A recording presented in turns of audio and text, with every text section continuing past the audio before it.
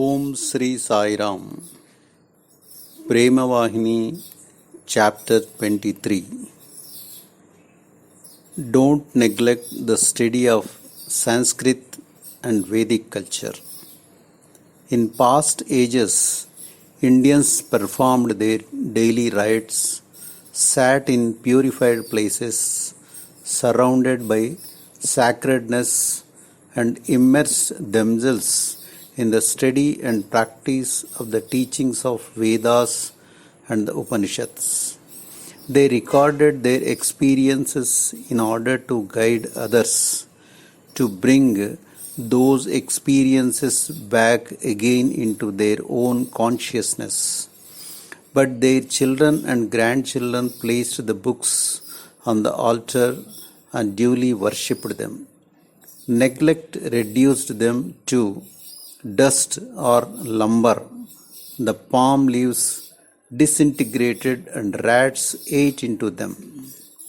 Eager students from the West have sought out this lumber, realizing that it enshrines incomparable sources of illumination and priceless pearls of wisdom. They lift it reverentially above their heads and acclaim it as the precious gift of the continent of Bharat, Bharat Khanda, to themselves and their children.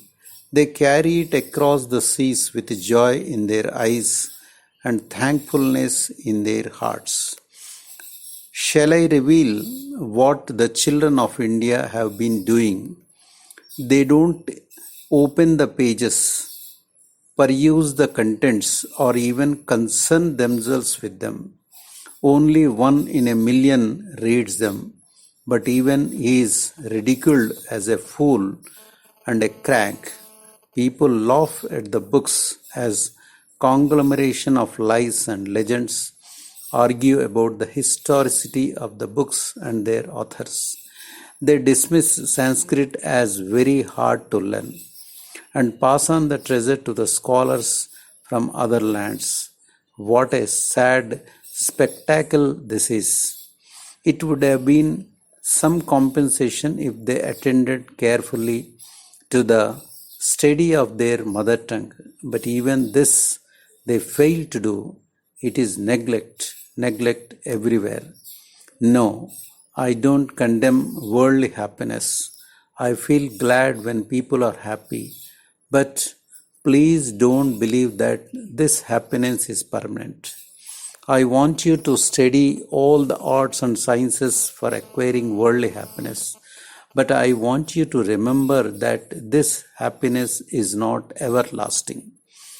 Permanent happiness can be secured through only one knowledge, Vidya, the Upanishad knowledge, that is the science of God realization.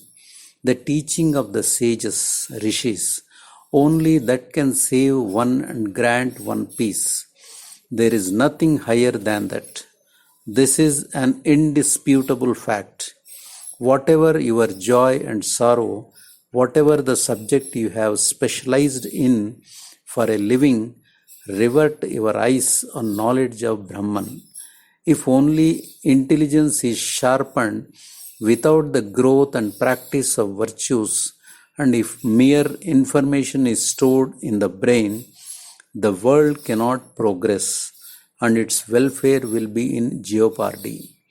But people now seem to be losing faith in virtues, for the educational system does not assign any place to spiritual teaching or training. True education does not mar or pervert the beautiful virtues of boys and girls. It does not content itself with filling the brain with cumbersome junk. Only education that gives full scope for the blossoming of all the virtues that distinguish people is beneficial. Jai Sai Ram. Om Sri Sai Ram. Premavahini, Chapter 24. Don't mistake appearance for reality. Actually, people see the shadow and take it to be the substance. They see length, breadth, height, and thickness and jump to the conclusion that they have an object before them. They experience a series of sensations and memories, and adding them all up, infer that some objects produce them. This mistaking of appearance for reality is misnamed spiritual wisdom, jnana. How can it be spiritual wisdom? Can the image of a person ever be he? If the image is taken to be he, can we call it knowledge? Such is the nature of all knowledge now. What is cognized as an object is not real at all. Its reality is not cognizable.